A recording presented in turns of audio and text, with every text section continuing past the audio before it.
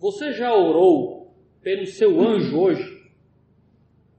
Essa foi uma pergunta que um vendedor de uma livraria bíblica me fez uma vez quando eu tentei comprar um livro lá na livraria. Eu achei a pergunta muito esquisita. Você orou? Eu orei pelo meu anjo. Quem que ora para anjo? Ele começou a me explicar que os anjos batalham por nós, que os anjos lutam em nosso favor nos céus. E nós tínhamos que orar pelos nossos anjos. Orar e interceder. Assim como a gente ora e intercede por amigos, por colegas, por pai, por mãe, por irmãos da igreja, por missionários em catástrofes naturais, como a gente falou um pouco hoje, a gente também tem que orar pelos nossos anjos. E eu comecei a conhecer naquele momento uma coisa, pelo menos a raiz de uma coisa, que geralmente é conhecida por angelolatria.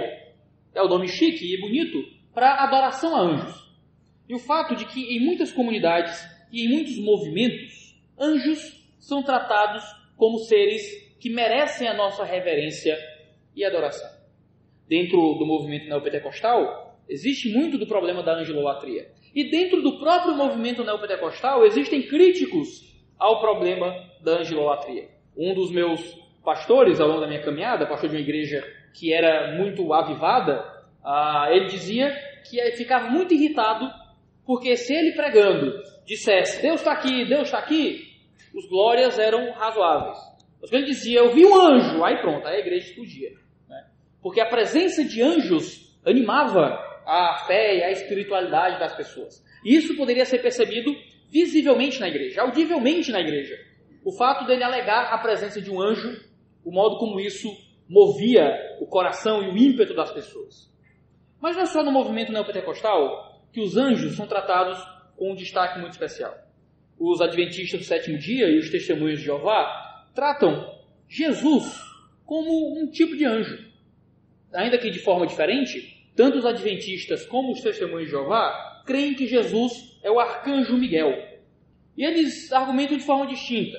Os adventistas acreditam que Jesus é Miguel, mas acreditam que Jesus é Deus. E que Miguel é um dos títulos que é dado a Deus, não é? Como Senhor. Miguel seria ali o primeiro dos anjos, o chefe dos anjos. E por isso, porque Jesus é o chefe dos anjos, ele seria o próprio arcanjo Miguel. Já os testemunhos de Jeová usam isso como argumento para dizer que Jesus não é Deus de fato. Jesus é só o chefe dos anjos. Mas isso é uma coisa muito difícil. Dizer que Jesus é Miguel rebaixa a Cristo. Por exemplo, em Judas, capítulo 1, verso 9, a gente vê o arcanjo Miguel contendendo com o próprio Satanás e se considerando como alguém que não tinha autoridade sobre Satanás.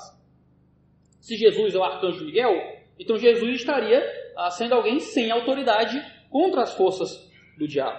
Em Daniel 10:13, a gente vê que Miguel é tratado como um dos primeiros dos príncipes espirituais.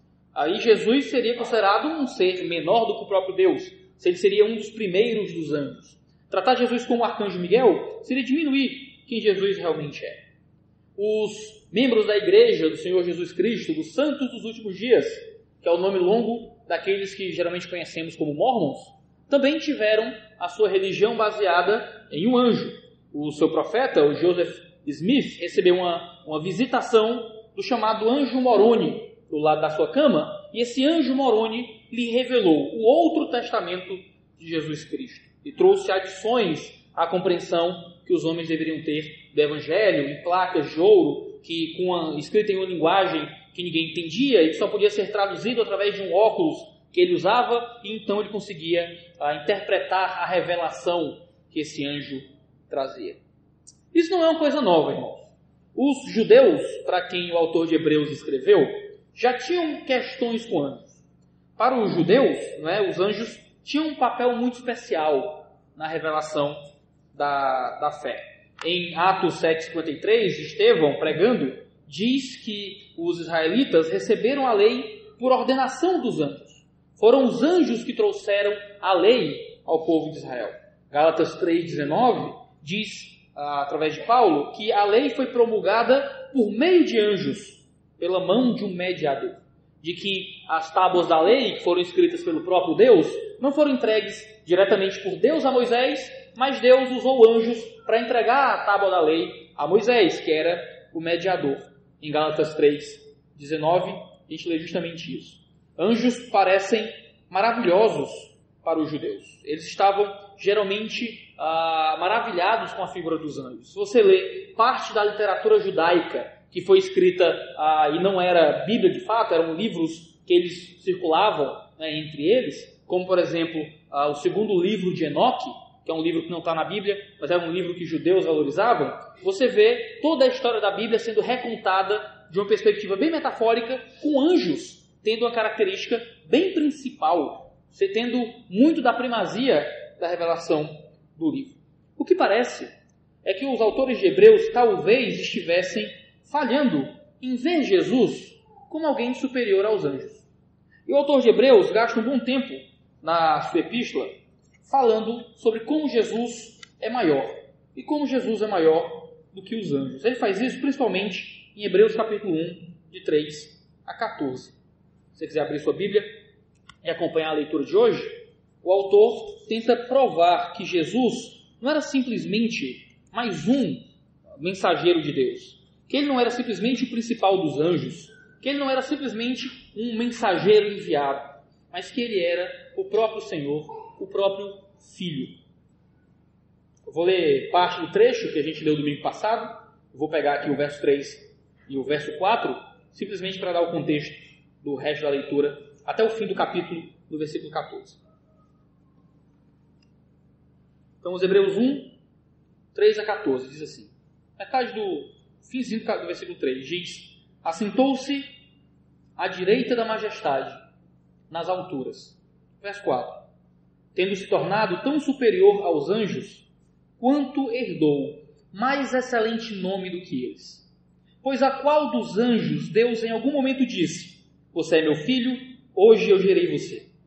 E outra vez, eu lhe serei pai, e ele me será filho. E novamente, ao introduzir o primogênito do mundo, diz, e todos os anjos de Deus o adorem. Ainda, quanto aos anjos, diz, aquele que a seus anjos faz ventos, e a seus ministros labareda de fogo. Mas a respeito do filho, diz, o teu trono, ó Deus, é para todo sempre, cetro de justiça é o cetro do teu reino. Amaste a justiça e odiaste a iniquidade. Por isso, Deus, o teu Deus, te ungiu com o óleo de alegria, como a nenhum dos teus companheiros. Diz ainda, no princípio, Senhor, lançaste os fundamentos da terra, e os céus são obras das tuas mãos. Eles perecerão, mas tu permaneces. Todos eles envelhecerão como veste. Como manto tu os enrolarás, e como roupas serão igualmente mudados. Tu, porém, és o mesmo, e os teus anjos jamais terão fim. Ora, a qual dos anjos Deus em algum momento disse, senta-se à minha direita, até que eu ponha os seus inimigos por estrado dos seus pés? Não são todos eles espíritos ministradores, enviados para serviço a favor dos que hão de herdar a salvação? O autor de Hebreus começa tentando descrever Jesus justamente como alguém superior aos anjos, dizendo, em primeiro lugar, que Jesus é filho, enquanto os anjos não o são. O texto diz que Jesus herdou um nome maior do que o nome dos anjos. E esse nome que ele herdou é repetido ao longo de todo o primeiro capítulo da Epístola aos Hebreus. É o nome Filho. Jesus é Filho de Deus. Jesus é alguém que recebe filiação, enquanto os anjos não possuem esse nome acima de todo o nome que Jesus recebe. A gente lê no verso 5. Pois, a qual dos anjos Deus em algum momento disse, você é meu filho, hoje eu gerei você.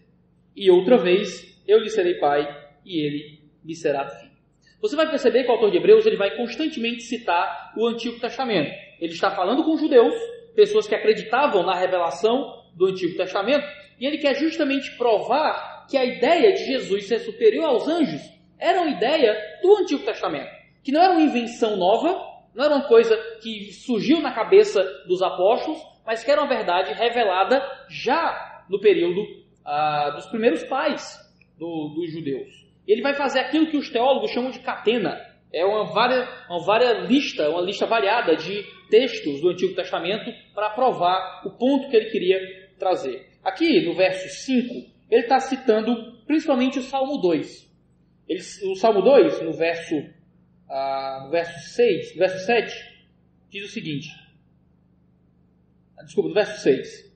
Diz: eu, porém, constituí o meu rei sobre o meu santo monte Sião. O contexto do Salmo descreve justamente a coroação do rei de Israel como o ungido do Senhor, como o representante de Deus sobre a terra. Eu constituí o meu rei.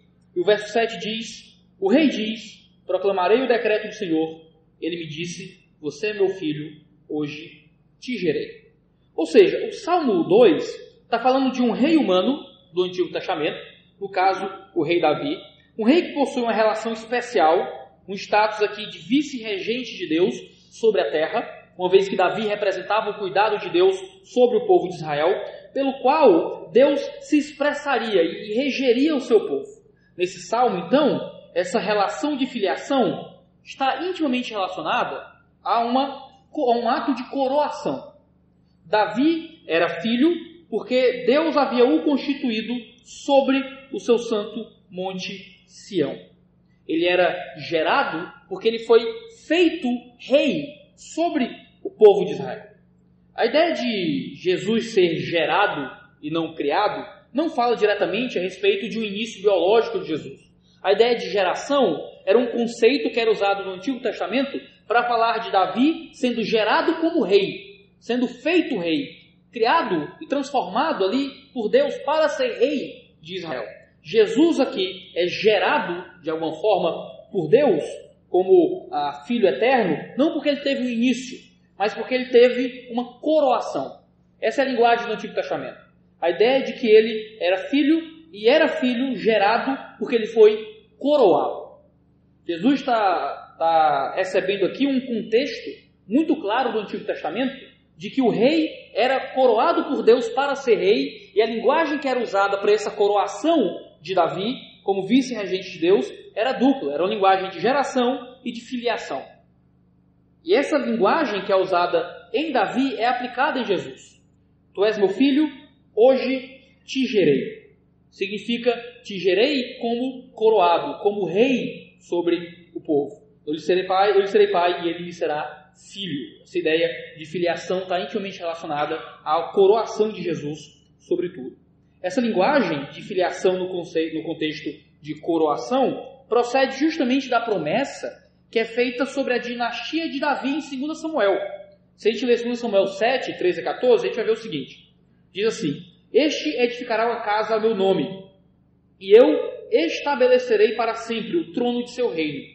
E eu lhe serei por pai, e ele me será por filho.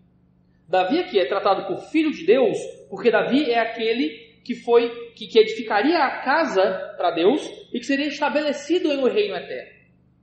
Essa mesma linguagem é usada no Salmo 89. Salmo 89, 26 a 27, diz o seguinte, eu vou ler para você. Ele me invocará dizendo, tu és meu pai, meu Deus e a rocha da minha salvação. Falo-ei por isso, meu primogênito, o mais elevado entre os reis da terra.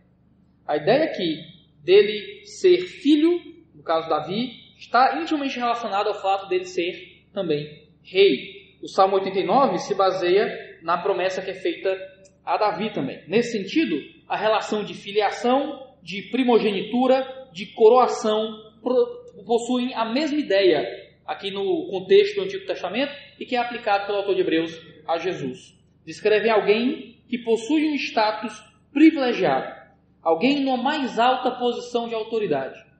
Ele era gerado porque ele foi gerado como rei. Ele é filho porque ele é coroado. Ele é filho porque ele é rei sobre a casa de Deus, de alguma forma. Jesus, quando vem justamente como filho de Davi, como alguém que é a semelhança de Davi, e Davi como alguém que constantemente tipifica a pessoa de Jesus, justamente está construindo para a gente uma compreensão maior de quem é a pessoa de Deus. Nós, como não somos judeus, como não somos membro do povo hebreu, nós não temos a intimidade com o Antigo Testamento, que aqueles que ouviam o autor de Hebreus falar e leram a carta que ele escreveu para eles, a gente às vezes perde esses conceitos. Mas o público primário que ouviu e que leu essa carta tinha plena compreensão do que é que o autor estava dizendo. Ele estava deixando claro que Jesus foi alguém separado por Deus para ser maior, para ser rei, para ser igual, para ser filho. Era aquele que tinha o domínio e o controle, justamente por causa de sua exaltação. Esse verso, que fala da geração do filho, está justamente no contexto de ressurreição e de exaltação. A ideia de Jesus ser gerado, e os credos antigos usavam essa linguagem, de que ele era gerado, mas não criado, fala diretamente de uma ideia de que ele foi ressurreto dentre os mortos, ele voltou dos mortos, e porque ele ressuscitou, ele foi exaltado e foi coroado. Outros textos do Novo Testamento usam esse conceito do mesmo jeito. Se você olhar, por exemplo, para Atos 13, 32 e 33, a gente lê o termo hoje eu te gerei no mesmo sentido. Paulo diz assim: nós lhes anunciamos as boas novas. O que Deus prometeu a nossos antepassados, ele cumpriu para nós, seus filhos, ressuscitando Jesus, como está escrito. Aí ele vai citar o Antigo Testamento para falar da ressurreição de Jesus. Como está escrito no Salmo 2, tu és meu filho, hoje te gerei. Tu és meu filho, hoje te gerei, para Paulo, significa que Jesus foi ressuscitado. A ideia de geração do filho fala da ideia de ressurreição do filho, porque geração do filho no Antigo Testamento falava diretamente sobre a coroação de Davi, como rei de Israel e representante de Deus. O mesmo a gente vê em Romanos 1, 2 e 4.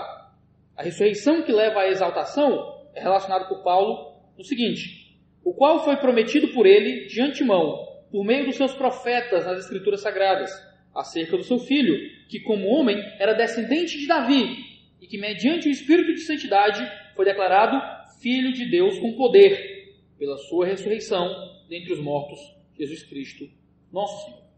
Ou seja, porque Jesus era da descendência de Davi, e porque foi ressurreto com poder, e foi considerado Filho de Deus. O que é que o autor de Hebreus então está fazendo quando ele nos mostra essa relação íntima entre conceitos, às vezes um tanto complexos, do Antigo Testamento para a gente? Ele quer deixar claro que Jesus é maior do que os anjos. E que ele é maior do que os anjos porque ele é, primeiro, rei. Ele não é um servo, ele não é um príncipe, ele não é membro da família real, ele é rei. Ele é rei como Davi foi rei sobre Israel. Assim como Davi reinou sobre os hebreus, Cristo reina sobre a igreja, Cristo reina sobre o mundo. Em segundo lugar, ele é filho. E porque ele é filho e os anjos não são, nós nos prostramos ao filho e não aos anjos. Porque ele é gerado com autoridade, ou seja, porque ele ressuscitou dentre os mortos e recebe essa autoridade sobre tudo, nós o seguimos, porque foi ele quem ressuscitou dos mortos. Não foram anjos, não foram arcanjos, querubins, serafins. Aquele que veio à terra, morreu e ressuscitou em autoridade, foi o próprio Filho de Deus. Ou seja, Jesus é filho, os anjos não. Jesus é rei, os anjos não. Jesus ressuscitou dentre os mortos, os anjos não. Jesus foi coroado em honra, os anjos não. Por isso a gente olha para Jesus e não para os anjos. Por isso que Jesus é quem importa e não os anjos. Os anjos existem, são mensageiros, são instrumentos de Deus, mas nós olhamos para aquele que é o dono, o rei, o Senhor, o coroado sobre os anjos. E não colocamos anjos como o centro da nossa adoração, como a principal ansiedade do nosso culto, como quem espera ver alguma manifestação angélica durante as reuniões da igreja. E se não houver uma luz brilhando, o culto não foi bom. Se não tiver anjos com bandeja de prata passando e entregando bênção, o culto não prestou. Você vai para o culto para encontrar o anjo que vai revelar alguma coisa. Você vai na casa de alguém porque lá dá para ver anjo. Você acredita em testemunhos porque alguém foi tocado pelo anjo. E há uma expectativa de encontrar aquele que, na verdade, devia ser o coadjuvante. Porque nossa ansiedade é pelo dono do anjo, é pelo Senhor dos anjos, é pelo Rei dos anjos, que é justamente Jesus Cristo. Jesus é a nossa ansiedade. Jesus é nosso interesse. É Jesus quem nós queremos ver no culto. É Jesus que tem que ter a primazia das nossas adorações. É o nome de Jesus que a gente repete. Quando chegarmos aos céus, é Jesus quem queremos ver. Porque amamos Jesus, porque Ele é o coroado, porque Ele é o Senhor, porque Ele é o ressurreto, porque Ele é o Rei, porque Ele é o Filho. É que nós colocamos os anjos no lugar adequado. São mensageiros, são servos, são criaturas de Deus para o nosso serviço, mas não são o centro da nossa adoração, nem o centro dos nossos cultos. Em segundo lugar, o autor vai dizer que a gente olha para Jesus acima dos anjos, porque Jesus é adorado pelos anjos, não o contrário. Jesus não adora anjo, Jesus não ora para anjo, Jesus não se prostra a anjo, é o contrário. São os anjos que adoram Jesus, são os anjos que falam com Jesus, são os anjos que cantam louvores a Jesus. O verso 6 diz o seguinte: e, novamente o Antigo Testamento falando, e novamente, ao introduzir o primogênito no mundo, diz, e todos os anjos de Deus o adorem. Todos os anjos de Deus o adorem. Aqui ele está citando um trecho, alguma versão grega de Deuteronômio 32:43. E o texto fala que os anjos de Deus deveriam adorar a Deus. É muito interessante porque aqui o autor de Hebreus está aplicando a Jesus um texto do Antigo Testamento que fala diretamente de Deus. Fala diretamente do Senhor, Jeová, Criador de tudo, merecedor de toda adoração. E ele pega esse texto que fala de Deus e aplica diretamente a Jesus aqui. É complicado que qualquer pessoa leia o Novo Testamento, leia a carta de Hebreus e não acredite que Jesus é Deus. A tradução do Novo Mundo, da Bíblia Sagrada, dos Testemunhos de Jeová e vários outros tipos de cristianismo que adoram um Deus único que não é pessoa de Jesus, tem problemas com a carta de Hebreus. Porque a carta de Hebreus faz uma coisa muito incrível, que é justamente aplicar diretamente a Jesus textos bíblicos e atributos que no Antigo Testamento eram aplicados ao Deus Jeová. Não tem como escapar da ideia de que Jesus é Deus. E que porque Ele é Deus, Ele é adorado pelos anjos. Os anjos se prostram a Ele em adoração. Alguns encrencam um pouco com o fato do autor de Hebreus chamar que Jesus de primogênito. Primogênito parece a ideia de alguém que é criado, de alguém que é feito, o primeiro filho. Né? Mas a palavra grega que é usada, prototokos, que é uma palavra muito famosa na teologia, de falar Jesus como o primeiro criado, o primeiro filho, de alguma forma, não é uma linguagem sobre o início biológico da pessoa de Jesus, mas é um título que é dado a alguém que tem destaque em alguma coisa. O primogênito de Deus, aqui no verso 6 de Hebreus 1, não fala de Jesus ser o primeiro criado, já que Jesus é o próprio Criador e é tratado aqui por Deus, no próprio texto que o autor de Hebreus cita, mas fala de uma posição de autoridade de Jesus sobre toda a criação. Ele é alguém que está acima de tudo o que é criado e que por isso os anjos de Deus devem adorá-lo. Nós deveríamos seguir o exemplo dos anjos e adorar a Cristo ao invés de adorar os anjos.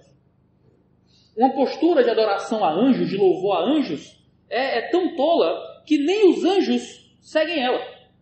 Porque os anjos adoram Jesus, exclusivamente a Jesus. Se realmente valorizamos os anjos, deveríamos imitar os anjos e adorar exclusivamente o nome de Cristo. Nós só oramos a quem adoramos. Nós só pedimos em oração, crendo que há um poder espiritual de conclamar os céus e terra para atender os nossos pedidos, aquele a quem nos prostramos em adoração. Esse talvez seja um dos principais problemas com a oração a santos do catolicismo romano. A ideia de que você pode orar a alguém que você não adora. E a nossa oração é entregue àquele que adoramos. Nós adoramos o Deus vivo. Nós adoramos a Cristo, assim como os anjos adoram a Cristo. Por isso, oramos a Cristo e não a anjos.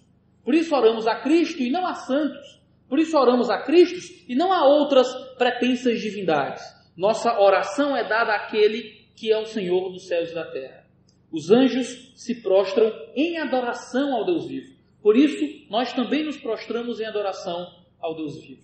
Se prostrar diante de qualquer figura menor como se fossem subdivindades, é ignorar a grandeza do próprio Deus que a gente segue, que a gente ama. Nós só oramos a quem adoramos. Nós não oramos aos anjos. Nós não pedimos que os anjos levem nossa mensagem. Nós não pedimos que os anjos cheguem. A gente pede a Deus. E se Deus enviar seus anjos, amém. Nós falamos com Cristo. E se o Cristo usar os seus mensageiros para o nosso serviço, amém. Mas nós não usamos intermediários.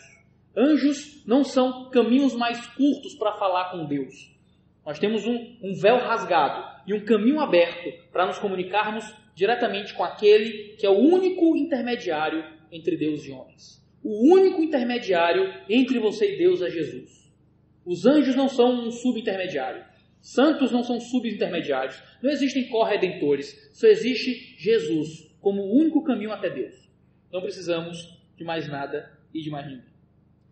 Em terceiro lugar, o texto vai dizendo então que que os anjos são ministros, mas que Jesus é o próprio rei a quem os ministros servem. A gente lê mais à frente, diz: ainda quanto aos anjos, diz: aquele que a seus anjos faz ventos e a seus ministros labaredas de fogo. Aqui ele está citando o Salmo 104, verso 4. E ele vai dizer mais à frente: mas a respeito do Filho, diz: o teu trono, ó Deus, é para todo sempre, cetro de justiça ao cetro do teu rei. E aqui ele está citando o Salmo 45, versos 6 e 7. Perceba o contraste de tratamento do Antigo Testamento, a figura dos anjos e a figura de Jesus. Os anjos são ventos, são labaredas de fogo, mas são ministros. O Filho, por outro lado, é alguém novamente tratado por Deus. O teu trono, ó Deus, ou seja, Jesus é Deus, não tem como fugir disso. O teu trono, ó Deus, é para todo o sempre. Cetro de justiça é o cetro do teu reino. Os anjos são ministros, Jesus é alguém que é o rei de todo um reino. Os anjos são vento e labareda de fogo, mas Jesus é alguém de um trono eterno, que é o próprio Deus, que é para todo o sempre no seu reino e que tem um cetro de justiça regendo com poder e graça esse seu domínio. Anjos são ministros, irmãos.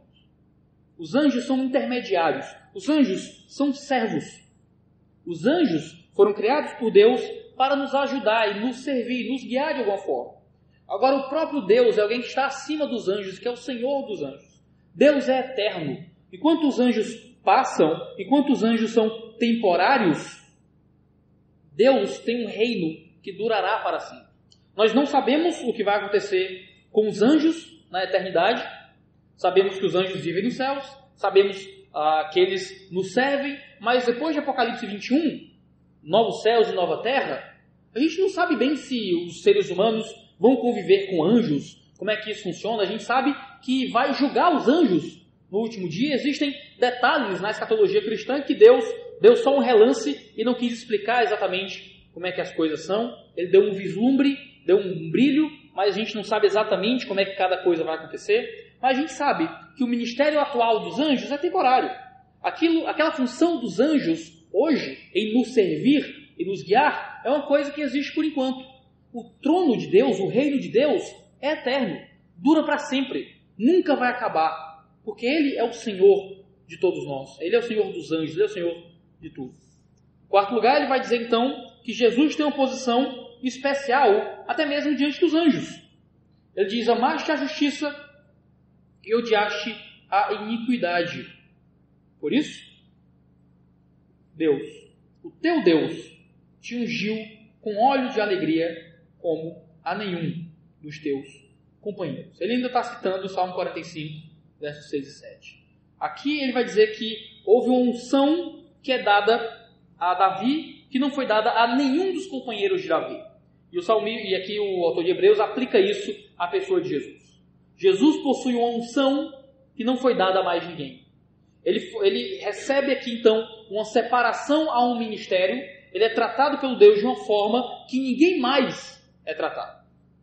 Significa que os anjos não possuem a mesma posição que Jesus Cristo. Os anjos estão abaixo de quem Deus é. E por isso os anjos não recebem a mesma atenção e a mesma subserviência que damos à pessoa de Jesus. Mas à frente, então, ele continua dizendo que os anjos pertencem a Jesus, e não o contrário. Diz ainda: no princípio, Senhor, lançaste os fundamentos da terra, e os céus são obra das tuas mãos. Eles perecerão, mas tu permaneces. Todos eles envelhecerão como veste. Como manto, tu os enrolarás. Como roupas, serão igualmente mudados. Tu, porém, és o mesmo, e os teus anos jamais terão fim. Aqui é uma citação do Salmo 102, dos versos 25 a 27. E ele vai dizer justamente que os anjos pertencem a Jesus. Os anjos têm um dono, e esse dono é justamente Cristo.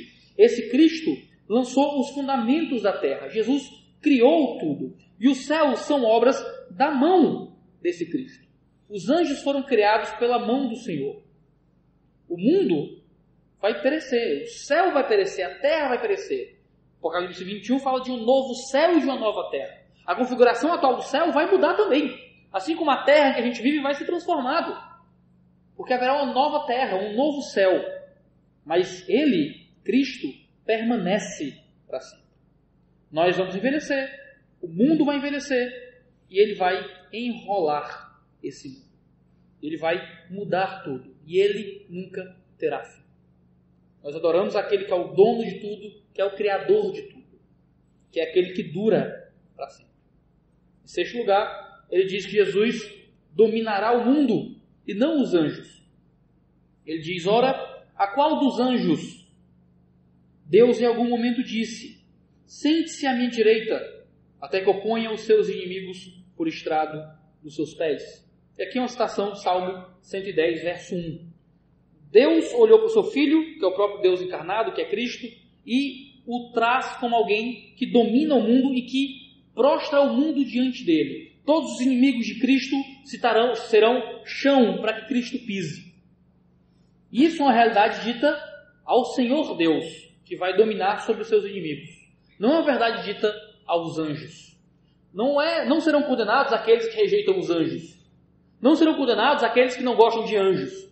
Não serão condenados aqueles que acham que anjo é uma ideia estranha. Aqueles que não creem em seres de asas. Serão condenados aqueles que se opõem ao Filho de Deus. Porque os inimigos do Filho serão julgados. Porque o Filho é aquele que será vingado, e não os seus mensageiros. Em sétimo lugar, então, por último, diz o texto que os anjos existem para o nosso serviço. O texto encerra dizendo: não são todos eles espíritos ministradores, enviados para serviço a favor dos que hão de herdar a salvação? E aqui ele não está citando diretamente o Antigo Testamento, mas está fazendo alusão a pelo menos dois textos. Um é o Salmo 34, verso 7, que diz o seguinte: o anjo do Senhor acampa-se ao redor dos que o temem e os livra. E também é o Salmo 91, verso 11, que diz: porque aos seus anjos ele dará ordens a seu respeito, para que guardem você em todos os seus caminhos. Os anjos são espíritos ministradores. A ideia deles serem espírito talvez signifique que eles não têm corpo físico, material como o nosso, que quando os anjos encarnam, e aparecem em carne fisicamente no Antigo Testamento para falar com algum homem de Deus, era uma manifestação física dos anjos, mas que eles são realmente espíritos, seres espirituais, imateriais, mas são espíritos ministradores, enviados para o serviço dos que vão herdar a salvação. Anjos não são maus, anjos não são erros, anjos não são incômodos, anjos são ministros por nós, são ministros para o favor dos que hão de herdar a salvação. Os anjos são seus servos. Nós servimos a Jesus, mas os anjos nos servem. É absurdo, então, uma postura de adoração a anjos, de louvor a anjos, de cantar músicas a anjos, de orar a anjos, se os anjos são nossos serviçais. Não o contrário. Nós somos serviçais de Jesus. Nós nos prostramos a Jesus. Nós nos submetemos a Jesus. Os anjos se submetem a Jesus também, mas para o nosso serviço. Deus constituiu os anjos ao nosso favor, para que nós sejamos abençoados por Deus através do ministério dos anjos. Como é que nós podemos então inverter os papéis e achar que anjos são figuras muito superiores a nós?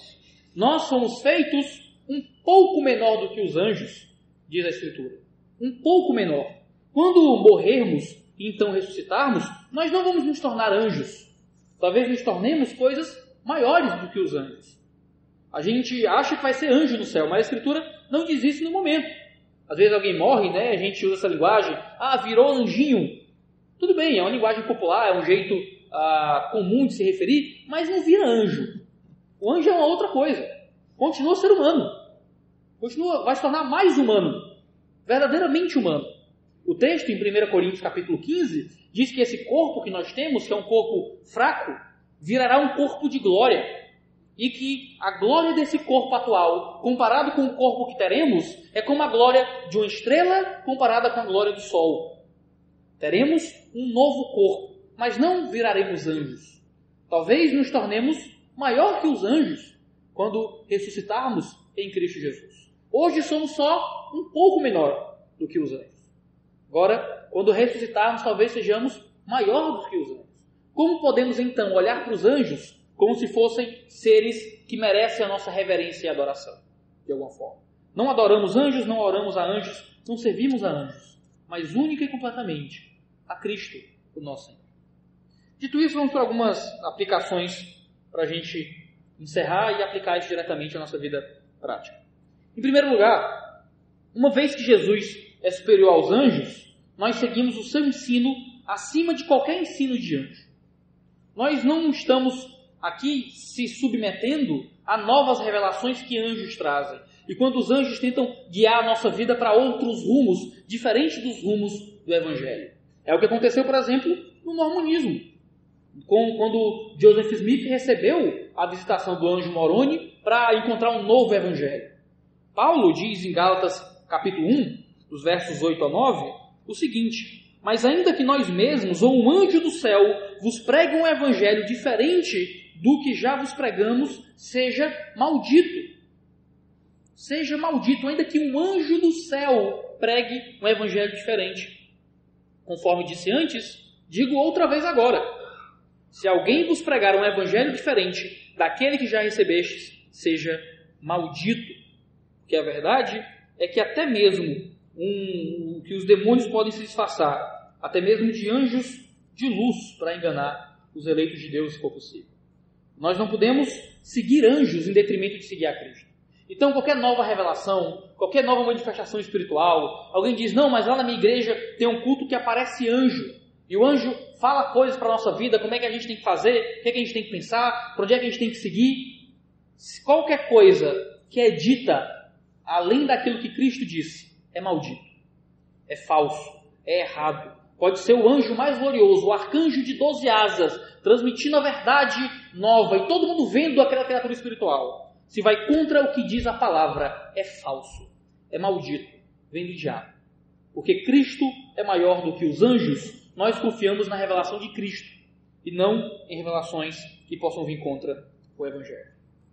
Em segundo lugar, e aqui é algo bem próprio daquilo que é dito na Epístola aos Hebreus, voltar ao judaísmo, que era o pecado que estava de alguma forma aterrando aqueles homens, que era criar um tipo de junção entre cristianismo e judaísmo, seria voltar ao ensino entregue por anjos, mas rejeitar o ensino que é trazido pelo Senhor dos anjos.